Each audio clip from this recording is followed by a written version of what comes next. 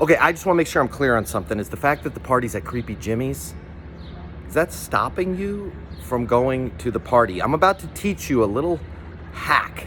It's going to make you millions of dollars in this world. It's going to make your life so much easier. Far too often, you are having arguments with people. You are trying to get your way. Hey, we need to go to Creepy Jimmy's. It's great. You need to buy our software, and the fact that it doesn't have real-time reporting, that's not a big deal.